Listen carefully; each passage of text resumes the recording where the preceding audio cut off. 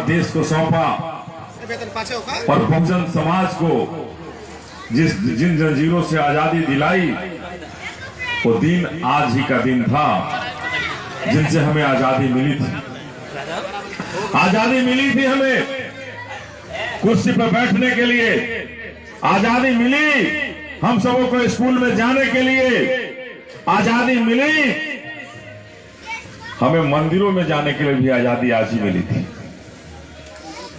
आज ही आजादी मिली जिसकी बदौलत आपका बेटा, आपका भाई आपके सामने भाषण दे पा रहा है। ये आज ही का दिन था। वो बाबा साहब का ही वो संविधान था जिसके बदौलत पर करोड़ों लोग, भारत में करोड़ों लोग नौकरी कर पा रहे हैं बहुजन समाज के। तो आज ही का दिन था जिनसे बाबा साहब ने आजादी दिलाई थी। हम पहले शूद्र होते थे, कहीं भी हमारा कोई अधिकार नहीं था भारत के अंदर। लगभग 3000 सालों से हमें जंजीरों में एक तरह से जंजीर बांध कर रखा गया था। इसी भारत में हमें कहीं किसी काम के लिए नहीं आगे बढ़ने दिया जाता था। ऐसा था हमारा भारत। और उन जंजीरों से आजादी दिलाई तो बाबा साहब ने हमें आजादी दिलाई। इन माताओं और बहनों को आपको समझना होगा और आप अभिभावकों को भी समझना होगा। और आज जिस संविधान से हमें आजादी मिली है, जिस संविधान से हमारे बहुजन समाज को आजादी मिली है, ये मोदी की सरकार में बैठे लोग कह रहे हैं कि संविधान को हम बदल देंगे। ये सरकार में जो बैठे लोग हैं ये कह रहे हैं कि इस बार मौका मिलेगा तो हम इस संविधान को बदल देंगे। हम अपने नरहर गांव के माताओं बहनों से पूछना चाहते हैं। हम माताओं बहनों से पूछे आइल बनी, अपना चाचा से पूछे आइल बनी, बाबा से पूछे आइल बनी और भाइयों सबसे पूछे आइल बनी कि का हमने के संविधान बदले देव जा आए? लेकिन वो लोग तो कह रहे हैं कि बदल देंगे, सरकार में आएंगे तो सरकार में आएंगे तो बदल देंगे।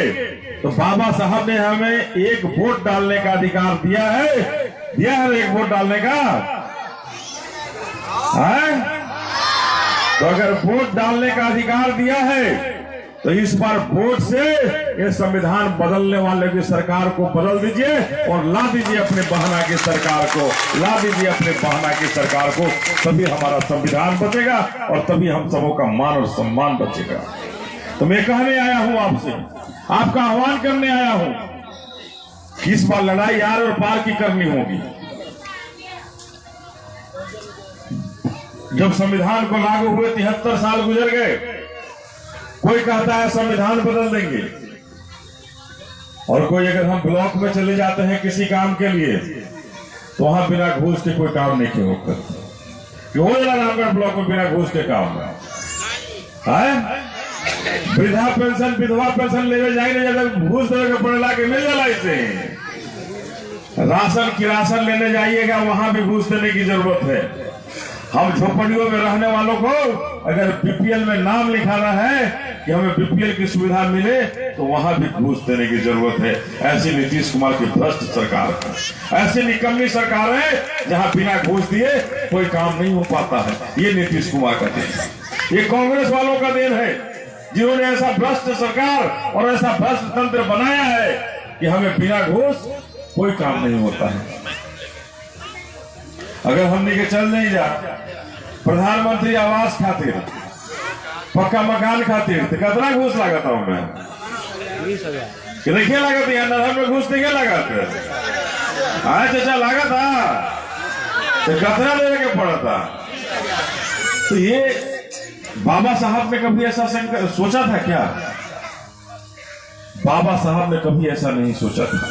तो हम आए हैं अपने लोगों से कहने कि अगर आप चाहते हैं इन घूसखोरों से आजादी दिलाना, इन घूसखोरों से आजाद होना चाहते हैं और चाहते हैं कि बहुजन का राज हो और बहुजन के यहाँ सरकार आवे और यहाँ प्रखंड में बैठे लोग आवे, जहां से हमें आय प्रमाण पत्र मिले, जाति प्रमाण पत्र मिले और वृद्धा पेंशन हो, विधवा पेंशन हो, हमारे घर बैठे मिले। तो जरूरी है बहन जी की सरकार, तभी ये होगा, नहीं तो नहीं होगा। हम ये कहना चाहते हैं आप कि आपको पक्के मकान की जरूरत है, झोपड़ियों को तोड़ना है, इस बंधन को तोड़िए और बहुजन की सरकार को बना दीजिए, तभी हमें कच्चे मकान हटेंगे, झोपड़ियां हटेंगी और वहां पक्के मकान बनेंगे। ये हमारी बहन जी बना सकती हैं, बाकी किसी में दम नहीं है ये बना सकता है। हम ये कहने आए हैं आपसे कि अगर स्कूल में शिक्षा चाहते हैं कि हमारे स्कूल में शिक्षा हो, बढ़िया शिक्षा हो, खिचड़ी की शिक्षा व्यवस्था बंद हो। बाबा साहब ने जो नारा दिया था, क्या दिया था? बाबा साहब ने तो कहा था कि सबसे पहले अपने समाज को शिक्षित करो, अपने घर में अपने बेटा और बेटी को शिक्षित करो। आधा पेट खा लेना, लेकिन अपने बच्चों को पढ़ाने से पीछे मत हटना। ये नन्हे मुन्ने हमारे बच्चे हैं यहाँ, ये अगर आज स्कूल जाते हैं, उन सरकारी विद्यालयों के अंदर जाते हैं, तो कौन से शिक्षा मिलता है ये हम सारे अभिभावक जानते हैं, मेरी माताएं बहनें भी जानते हैं, इन्हें शिक्षा नहीं मिलता है। तो क्या बाबा साहब ने ऐसी शिक्षा की कल्पना की थी? क्या बाबा साहब ने ऐसी व्यवस्था की कल्पना की थी? एक तरफ प्राइवेट स्कूल खुलते जाएंगे और हम बहुजन के बच्चे इन सरकारी स्कूलों में जाएंगे जहां शिक्षक नहीं मिलेंगे। तो क्या बाबा साहब ने ऐसी कल्पना की थी? क्या बाबा साहब ने ऐसी कल्पना की थी क्या कि दो तरह के अस्पताल भारत में बनेंगे?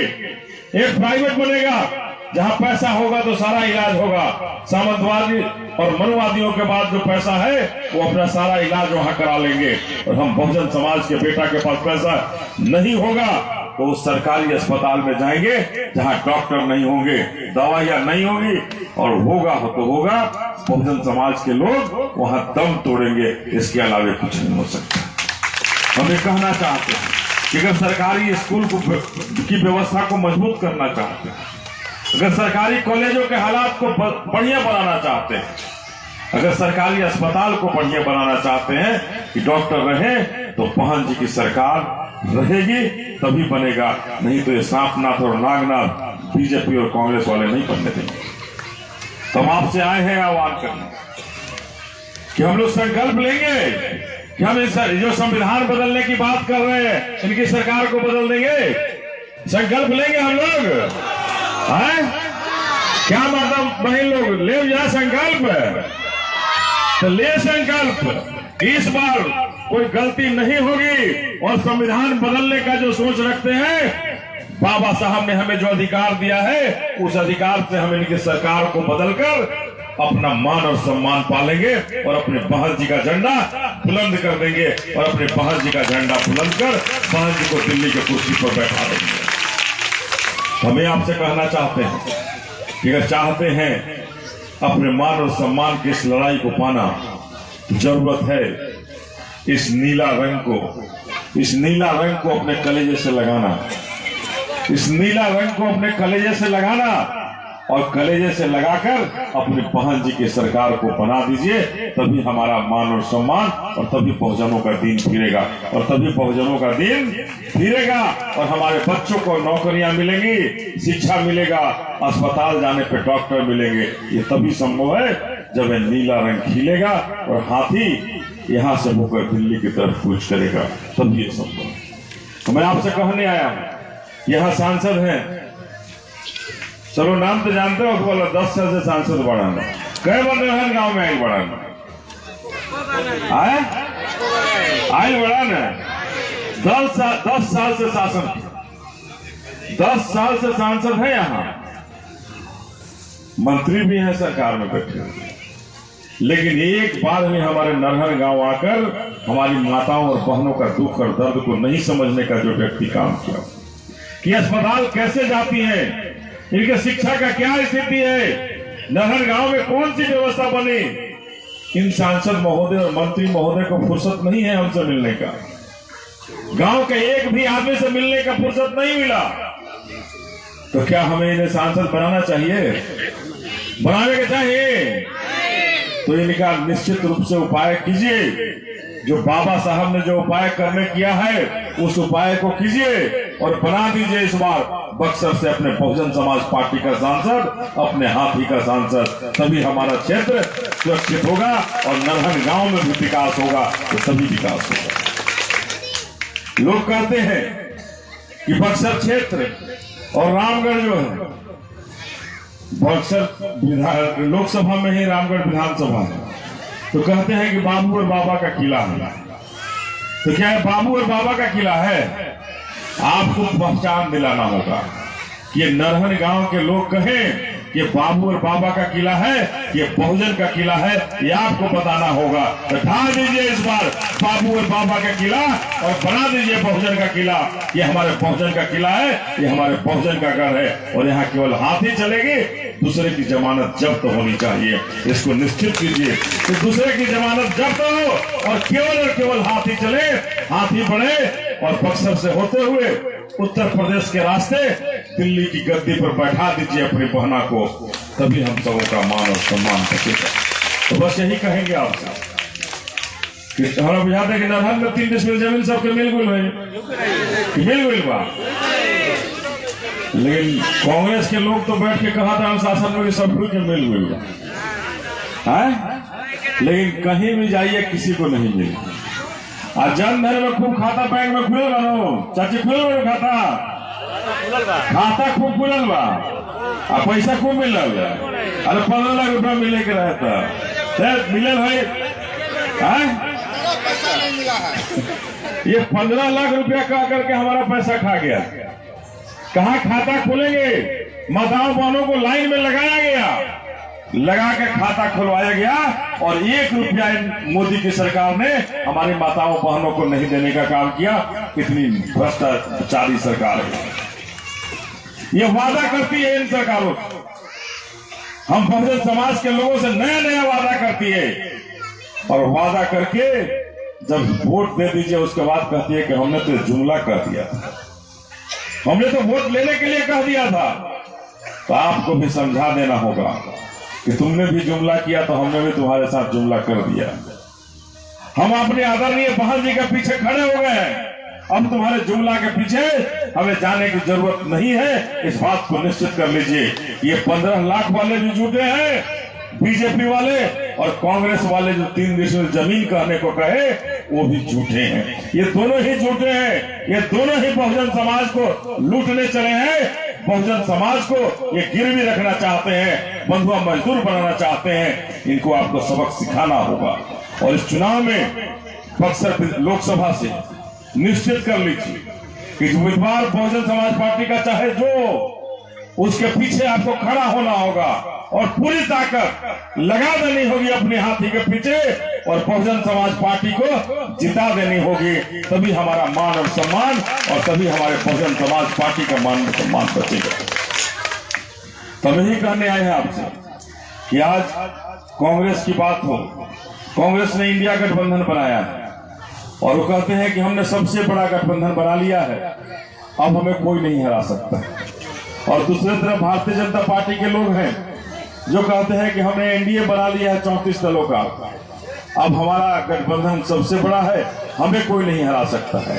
तो हम आपसे कहने आए हैं कि बाबा साहब ने गठबंधन बनाने के लिए संविधान नहीं बनाया था, बाबा साहब ने बहुजन समाज में जाकर लोगों से वोट मांगने के लिए संविधान बनाया था। तो हम अपने बहुजन समाज से कहना चाहते हैं कि आप अपनी बहन जी के लिए निश्चित कीजिए कि इन सांपनाथ और नागनाथ, कांग्रेस अगर सांपनाथ है तो भारतीय जनता पार्टी नागनाथ है। दोनों ने ही हम बहुजन समाज को ठगने का काम किया है, दोनों ने ही बहुजन समाज को लूटने का काम किया है। इन लुटेरों को, इन ठगेरों को कुचल दीजिए अपने हाथी के फन से, अपने हाथी से इनके फनों को कुचल दीजिए और कुचल दीजिए सांपनाथ और नागनाथ के फनों को और बना दीजिए बहुजन का सरकार, बना लीजिए बहुजन का सरकार। तभी हम बहुजन के लोगों का मान और सम्मान वापिस आएगा। आज हमारी बहन जी ने सदन छोड़ दिया, सदन के अंदर बहन जी नहीं है, अब राज्यसभा में थी, उन्होंने सदन छोड़ा। किसके लिए सदन छोड़ा था? क्या कष्ट हुआ था जिसके लिए सदन उन्हें छोड़नी पड़ी थी? तो बहन जी ने सदन छोड़ा था हाथरस के कांड पर जहां दलितों पर अत्याचार हुआ, उसे न्याय नहीं मिल रहा था, वहां पहन जी ने सदन छोड़ने का काम किया। ये ऐसे सदन में मैं नहीं रह सकती हूं जिस सदन में हम आवाज उठाना चाहते हैं, न्याय दिलाना चाहते हैं अगर अपने समाज के लोगों को, तो हमारी आवाज को दबाने की कोशिश हो रही है और नरेंद्र मोदी की सरकार हमें सदन के अंदर बोलने नहीं दे रही है। उन्होंने उसी समय उस सदन को लात मार बाहर निकलने का काम किया कि मैं ऐसे सदन में नहीं रहूंगी। हम सबों को क्या फर्ज होता है? हम सबों का फर्ज बनता है ना कि अगर हमारी मान और सम्मान की खातिर हमारी बहना सदन छोड़ने का काम की थी, तो हम फिर से उसे सदन भेजकर उसे उस बड़े कुर्सी पर बैठा दें जहां से हमारे लिए न्याय करे, बहुजन समाज के लिए न्याय करे, दलितों के लिए न्याय करें, पिछड़ों के लिए न्याय करें। हमारा फर्ज बनता है कि नहीं बनता? तो बनता है तो लगाइए ताकत, और ताकत लगाकर अपने बहरा को बना दीजिए प्रधानमंत्री, तभी हमारा बहुजन समाज सफल हो सकता है और तभी हमारे बाबा साहब का वो सपना पूरा हो सकता है और तभी हमारे माननीय काशीराम साहब का वो मिशन पूरा हो सकता है। बाबा साहब का सपना ये कांग्रेस और बीजेपी वाले कभी नहीं पूरा कर सकते हैं और माननीय काशीराम साहब का मिशन भी ये नहीं पूरा कर सकते। तो हम आपसे गुहार लेकर आए हैं कि इस बार किसी तरह की गलती नहीं हो और अपने बहुजन समाज के मान और सम्मान के लिए, अपने बच्चों के रोजगार के लिए ये भारतीय जनता पार्टी की सरकार देश का कोना कोना बेच रही है। रेलवे बिका, एयरपोर्ट बिक रहा है, रेलवे स्टेशन बिक रहा है, इंडियन ऑयल जैसी कंपनियां बिक रही हैं, ओएनजीसी बिक गया, तमाम कंपनियां देश की बिक रही हैं, कोना कोना अडानी अंबानी के नाम बेचा जा रहा है। तो हम आपसे कहना चाहते हैं कि जब सारी संपत्ति बिक जाएगी तो हमारे बच्चों का भविष्य का क्या होगा? कहां इन्हें नौकरी मिलेगी? सेना की नौकरी में अग्निवीर भर्ती होने लगे, अब सेना के जवान की भर्ती नहीं हो रही।